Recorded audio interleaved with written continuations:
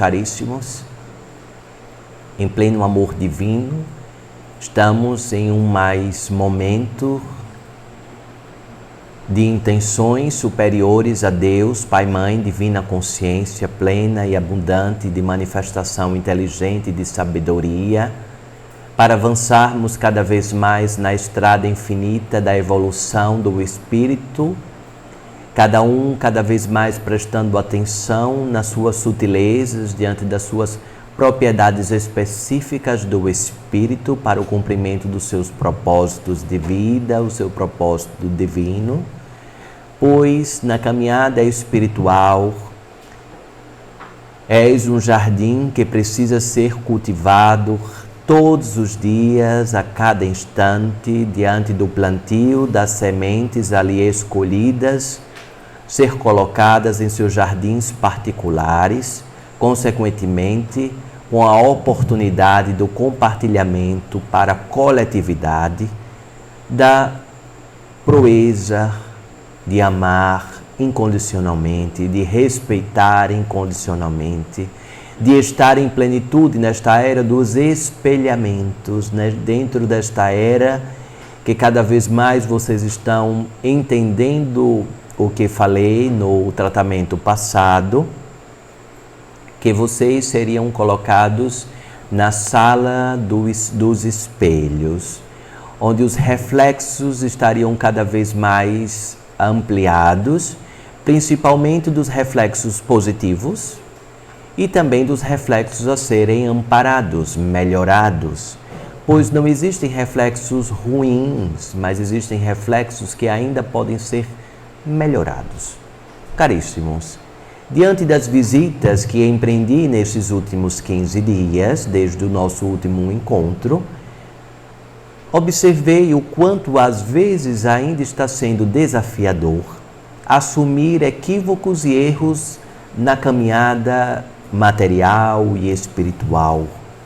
Caríssimos, o reconhecer tais equívocos, erros, incapacidades temporárias faz parte da jornada não somente da humildade, mas também faz parte da jornada da sabedoria.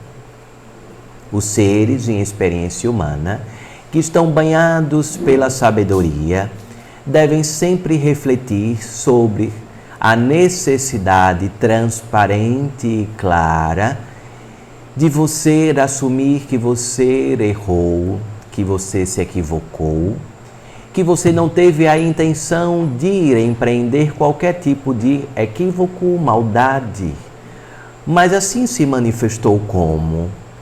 E então, perde-se muito tempo em mentiras, em tentativas de negligenciar isto que ocorreu, ao invés de assumir o que realmente está posto e buscar resolutividades, caríssimos.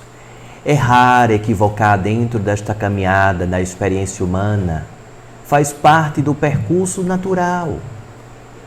Mas as dores vêm diante de dinâmicas comportamentais com dificuldades em assumir que às vezes você se equivocou, você errou, você às vezes pode ter falado coisas que o seu coração não estava em sintonia ou atento ou vigilante com aquilo com que você estava a falar.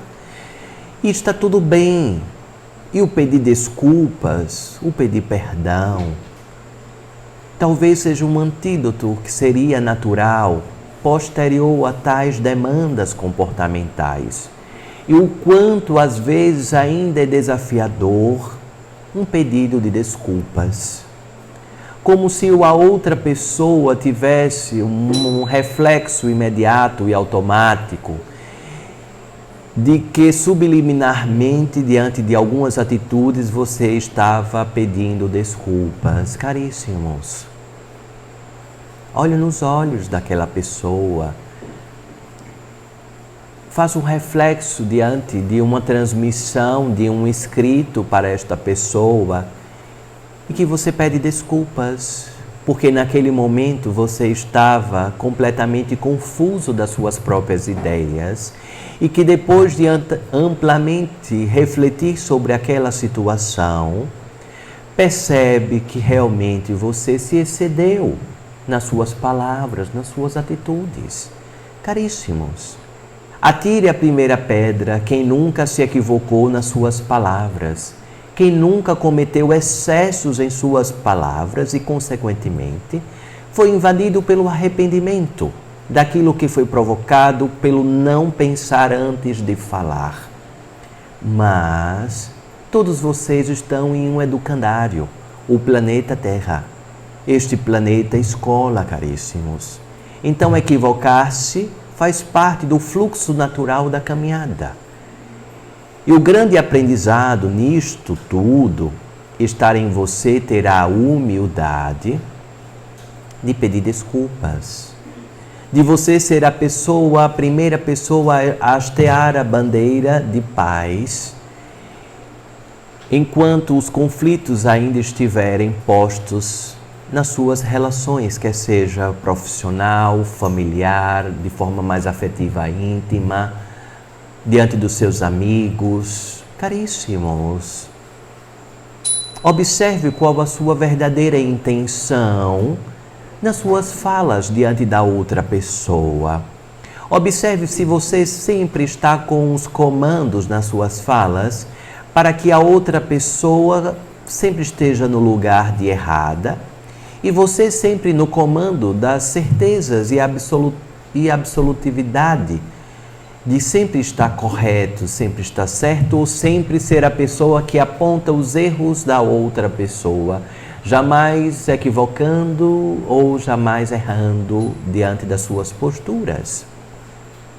Caríssimos, a caminhada encarnatória fica muito mais leve e branda quando você abre mão de quem está certo e quem está errado. Fica muito mais leve de quando você age com o seu coração, quando você age, independentemente de quem esteja com a certeza dos fatos, você vai abrandando o seu coração com antídotos e mais litros de amor incondicional, litros e mais litros de orações, mantras, frases afirmativas que possibilitam o abrandamento de todo aquele fluxo energético que muitas vezes ficam inebriados no seu sangue, na sua corrente sanguínea.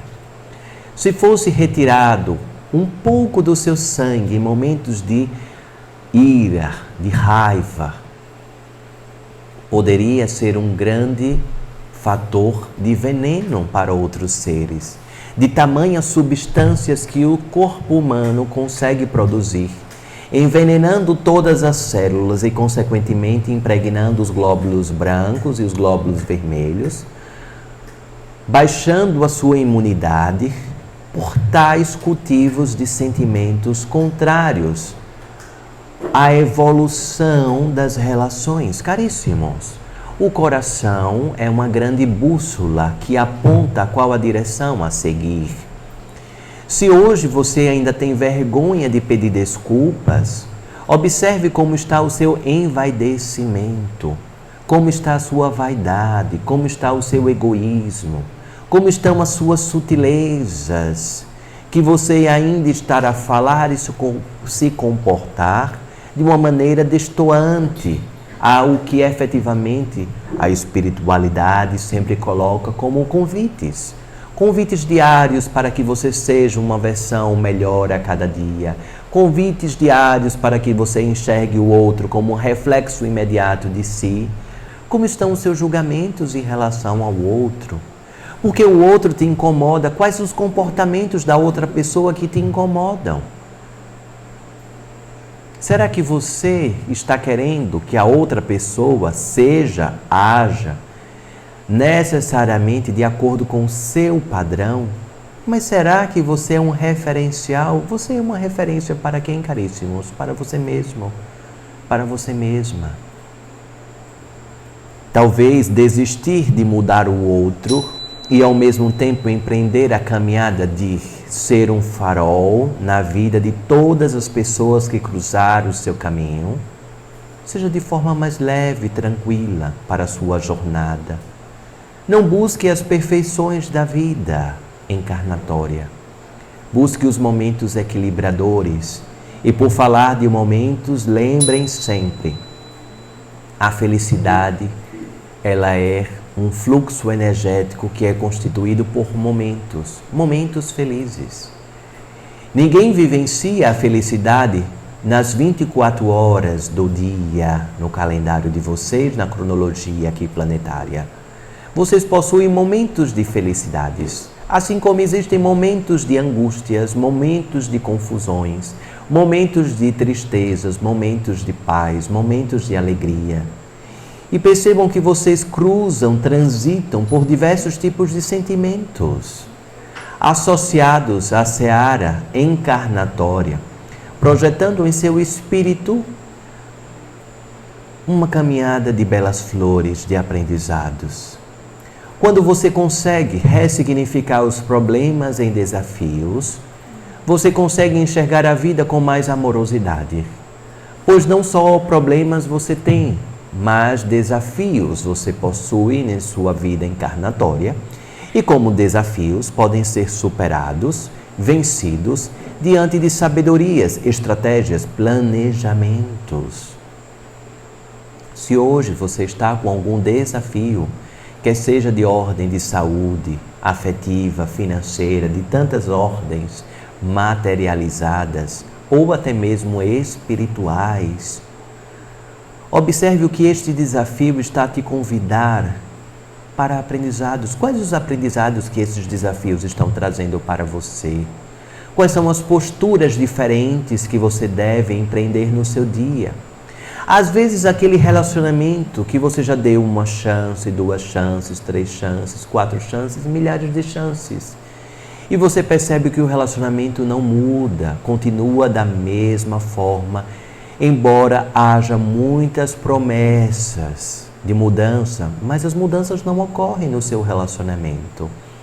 Talvez seja um momento de você refletir como estão as mudanças em você. Primeiramente, puxe a reflexão para você. Como estão as suas mudanças? Como estão as suas posturas, as suas falas? Será que você está disposto ou disposta efetivamente a amadurecer esta relação?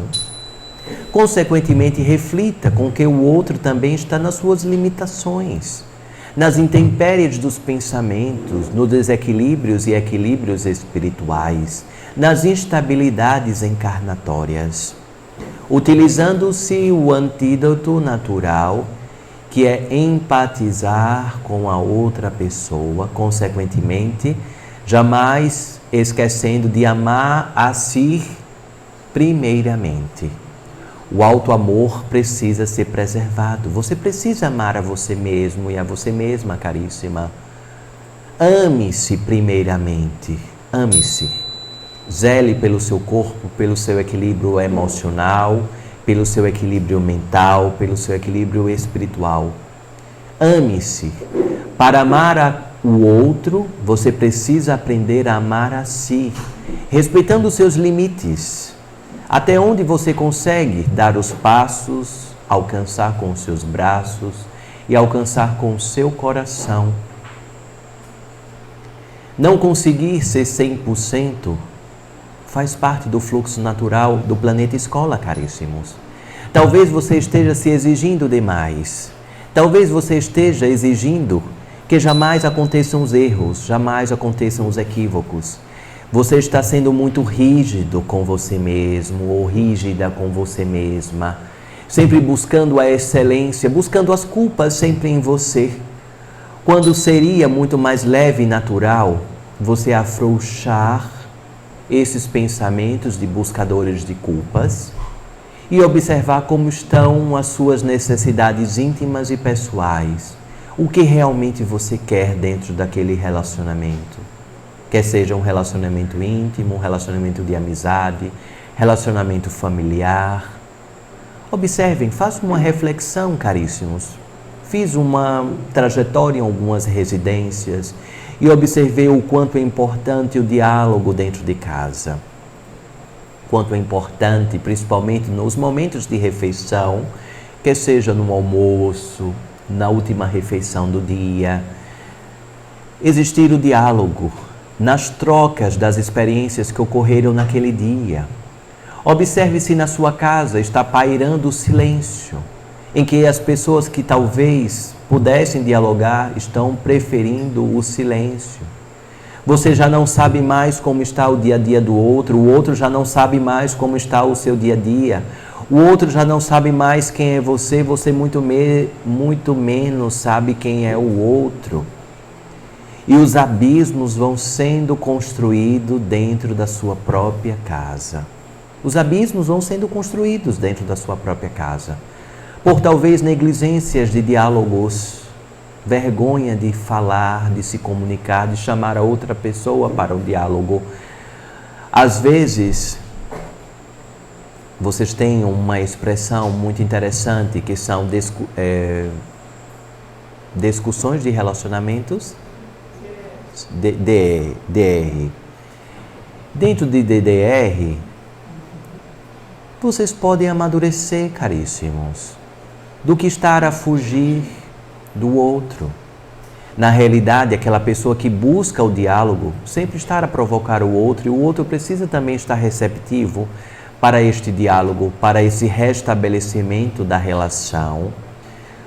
Caso contrário, os abismos vão sendo construídos e, consequentemente, as relações vão ficando cada vez mais superficiais. Vão ficando mais superficiais. Não vai acontecendo o aprofundamento das relações. As mães já não conhecem mais os filhos já não conhecem as mães, os pais. O namorado, a esposa, o marido, o companheiro, a companheira já não conhecem um ao outro. Os irmãos já não se entendem mais como parceiros, companheiros. E tantas outras relações de amizades vão sendo desfeitas, inebriadas pelas bebidas alcoólicas, que causam e provocam aberturas e buracos na rede, na grade de proteção espiritual, no sistema áurico. Consequentemente, naquele momento em que você está consumindo a bebida alcoólica, outros espíritos de baixa densidade energética podem se apropriar daquele momento, colocando ideias, memórias, falas, comportamentos agressivos, muitas vezes, se aproveitando daquele momento em que a sua vigilância está baixa, porque a bebida alcoólica provoca um entorpecimento, um sentimento de dormência na mente, uma lentidão no raciocínio e, consequentemente, a sua vigilância está baixa. E com a sua vigilância baixa, os espíritos malfazejos, os obsessores, eles se aproveitam perfeitamente daquele momento para fazer o uso da bebida alcoólica junto com você, dando ideias, inclusive, de entorpecentes, inclusive colocando comportamentos violentos, muitas vezes comportamentos que estão completamente distantes do seu fluxo natural comportamental, e, consequentemente, você chega em sua casa e vai descontando nos seus familiares, nas pessoas que você mais ama, transformando o lar, a casa, em um local de desarmonia, quando na realidade poderia ser um local de grande harmonia. Caríssimos, caso vocês estejam passando por esta situação, coloquem orações em um volume razoável para a harmonização do seu ambiente. Deixe tocando essas orações. Além dos campos de 721 Hz, vocês podem colocar também esses Hz para ir limpando a sua casa. 432 Hz você também pode harmonizar a sua casa. Deixe essas frequências invadirem a sua casa, como se fossem homilias que estão sendo edificadas ali na sua casa, trazendo para perto os espíritos de luz daquelas falanges que vibram naquela frequência para dentro da sua casa. harmonizando o seu lar. Para você que está com o seu filho ou a sua filha em estado de depressão, visitei alguns lares e percebi que existem muitos jovens trancados em seus quartos e os pais muitas vezes preocupadíssimos com os filhos trancados em quartos em situações de depressões fortíssimas. E a depressão é uma doença do cérebro que não pode ser negligenciada, não é uma besteira, é algo muito sério que pode levar inclusive ao suicídio. Então, caríssimos, coloque essas frequências, essas harmonias no seu lar. Não desista das suas orações. Uma mãe que se prostra de joelhos e faz as orações espontâneas, ou orações de livros, enfim, das suas escolhas, e se prostra e se coloca diante da Mestra Maria e diante de todos os seres de luz, esta mãe que se prostra de joelhos, em reverência à espiritualidade. Ela tem uma amplitude de 10 vezes mais diante da dimensão que aquela força daquela oração consegue alcançar o seu filho ou a sua filha.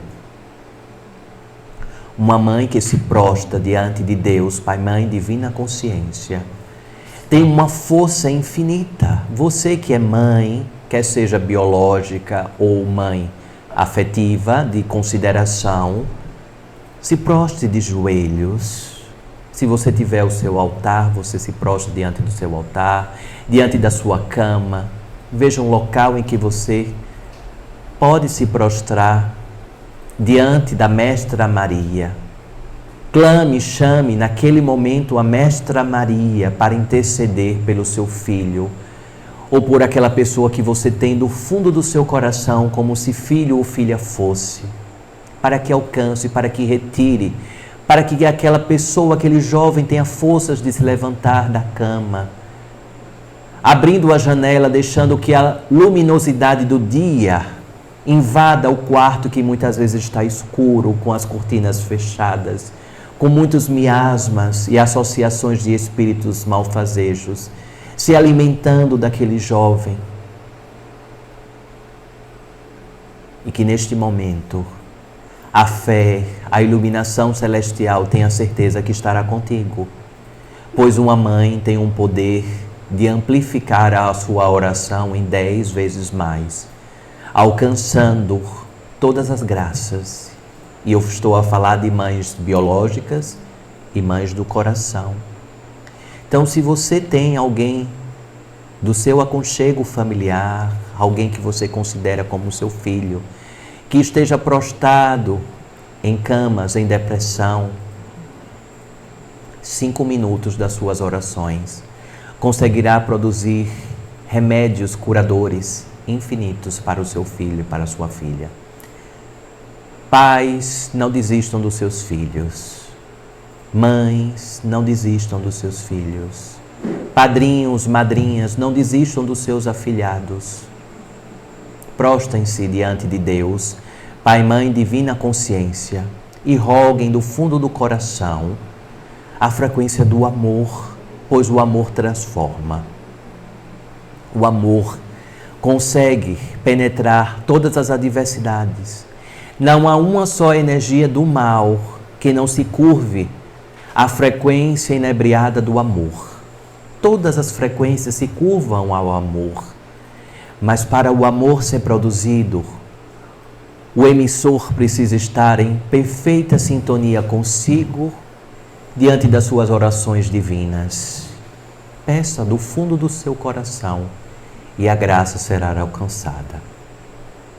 Pode contar comigo, caríssimos. E diante de toda a falange de pretos velhos que aqui neste momento está conosco. Assim seja.